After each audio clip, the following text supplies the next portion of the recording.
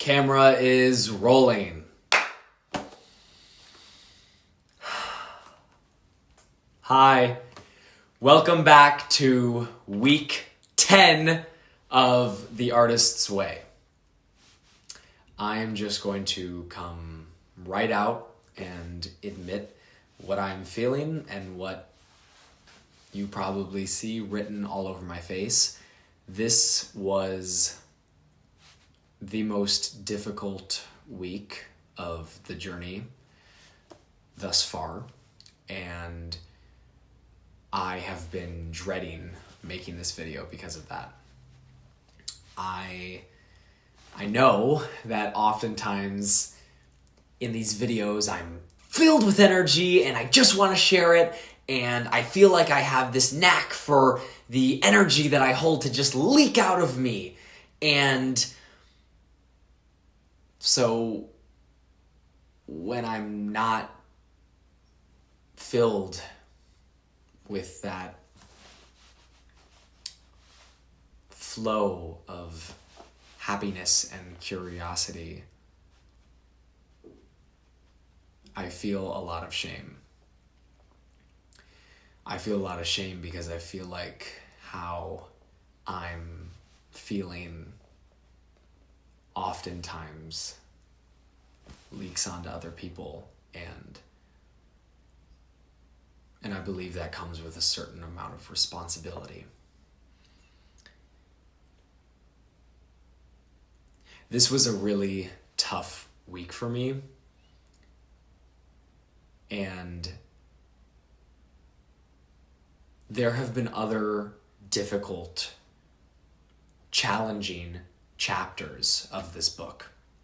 A lot of weeks have challenged certain belief systems that I held or still hold on to, or have tasked me with doing things that might leave a bit of healthy uncomfort in my system. But I believe the thing that made this week so challenging is I don't know why I'm feeling the way that I'm feeling. I will come on here in these videos and just spill my heart out and just tell everything that I'm feeling and all these emotions, and then I'll point to words in the book and passages that I connect with and experiences that I can then relate a feeling to. And it has been such an overwhelming, claustrophobic feeling not knowing why I feel the way I do. Because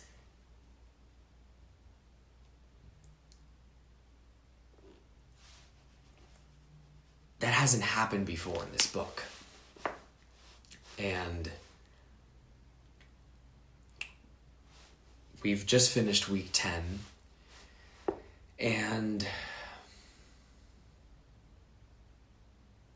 I always say I'm truthful in these videos, and so here I go. I am just feeling shame for feeling so unknown and lost, so deep in the journey. But maybe that's why I feel lost, because I'm so deep in the journey. I've started this video like a bunch of times and tried to film this, and I kind of just sputter out right there, like I have nothing to say, but that kind of just clicked. Like maybe I'm feeling so lost because I've ventured so deep, so far in the woods. And I'm so used to standing outside the woods. Or like the woods, remember in week 1 when oh my God. Remember in week 1 when I was talking about Julia Cameron explaining that we have a logic brain, and that's our sensor, and our imagination brain, and that's our child. And when we look at the forest, our sensor goes, okay, there's orange trees, which means it's fall, which means it's cold outside, so I shouldn't venture too deep in, and I need to drink water. And our child just sees a lovely, colorful forest, and wow, it looks like this and this. Like, I feel like I'm in the forest now. And maybe that's why I felt lost this week. Because I'm so used to standing outside the forest. And I've just been marching along. I've been marching along through the weeks and being like, wow, look at that. Wow, there it is. Wow, wow. And I've had this wonder. I mean, you can go back and look at all these videos, and I just express this feeling of wonder. And I feel like I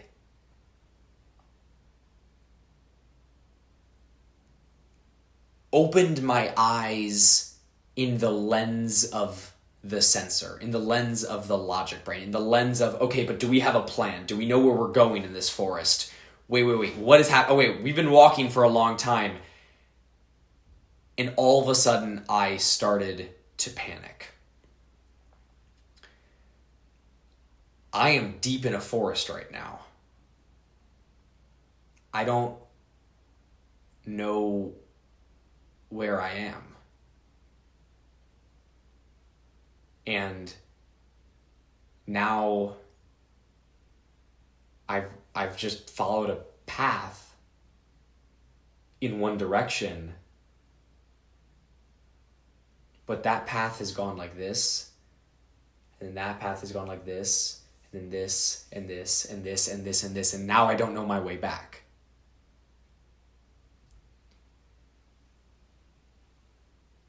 And that's a terrifying feeling.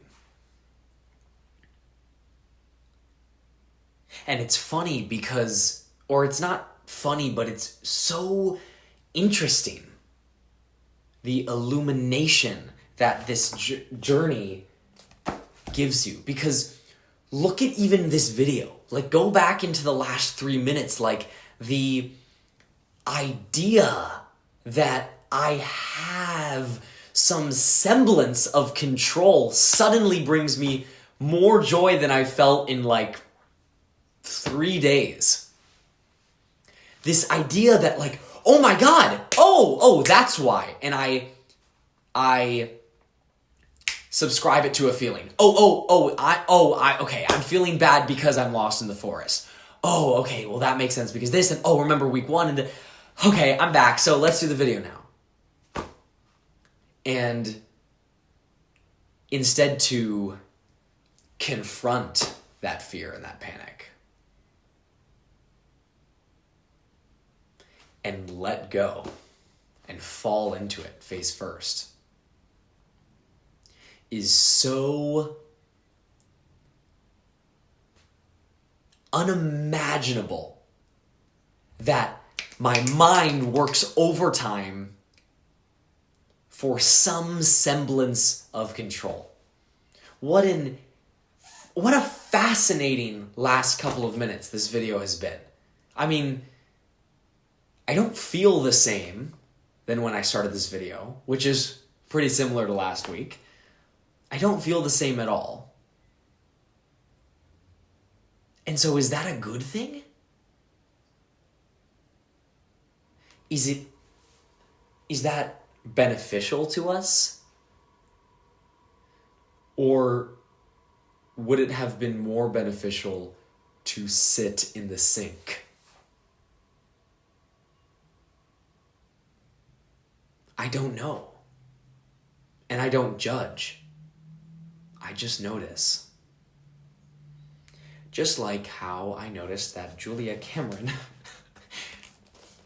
titled this passage Workaholism, which apparently I have. She describes workaholism as, workaholism is an addiction. And like all addictions, it blocks creative energy. In fact, it could be argued that the desire to block the fierce flow of creative energy is an underlying reason for addiction. If people are too busy to write morning pages or too busy to take an artist date, they are probably too busy to hear the voice of authentic creative urges. She then, in a later passage, says, only recently recognized as an addiction, workaholism still receives a great deal of support in our society. The phrase, "I'm working," has a certain unassailable air of goodness and duty to it. The truth is, we are very often working to avoid ourselves, our spouses, our feelings.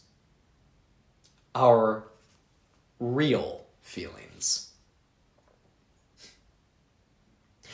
In creative recovery, it is far easier to get people to do the extra work of the morning pages than it is to get them to do the assigned play of an artist date.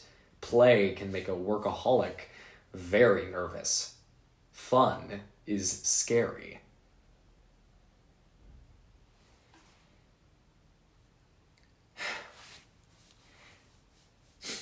She then goes on to say, if I had more time, I'd have more fun. We like to tell ourselves, but this is seldom the truth. To test the validity of this assertion, ask yourself how much time you allot each week to fun. Pure, unadulterated, non-productive fun. For most blocked creatives, fun is something they avoid almost as assiduously as their creativity. Why? Fun leads to creativity. It leads to rebellion. It leads to feeling our own power, and that is scary. I may have a small problem with overwork, we like to tell ourselves, but I'm not really a workaholic. Try answering these questions before you are so sure. The workaholism quiz.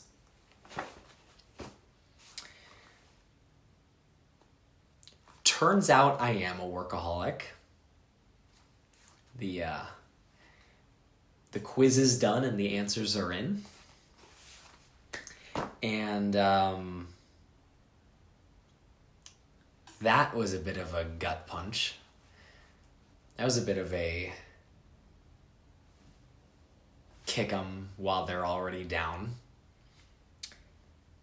And I realized that my workaholism isn't just my work that I do every day when I go off to work.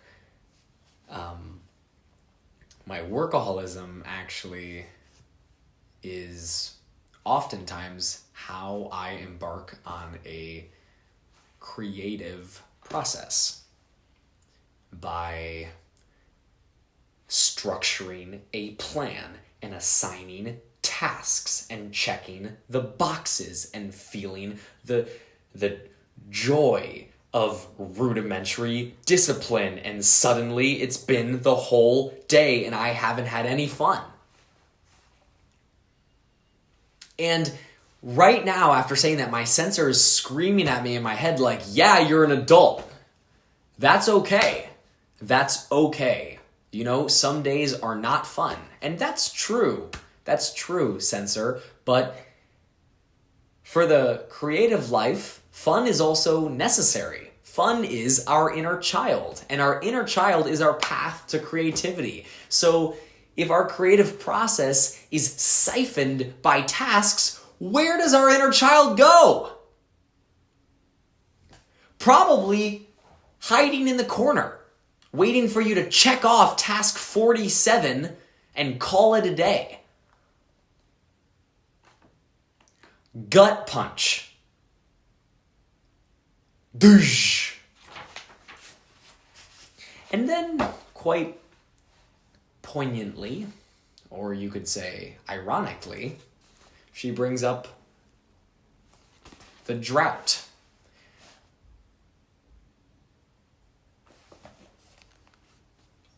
Julia Cameron describes a drought as, in any creative life there are dry seasons. These droughts appear from nowhere and stretch to the horizon like a Death Valley vista. Life loses its sweetness. our work feels mechanical, empty, forced. We feel we have nothing to say, and we are tempted to say nothing. These are the times when the morning pages are the most difficult and most valuable. And that's true. They have been hard, but I have done them. As hard as this week has been and this journey has been, I have completed week 10 and I have not missed a single day of the morning pages. But I have missed the artist date a couple weeks. And she mentions that in this chapter, that the morning pages are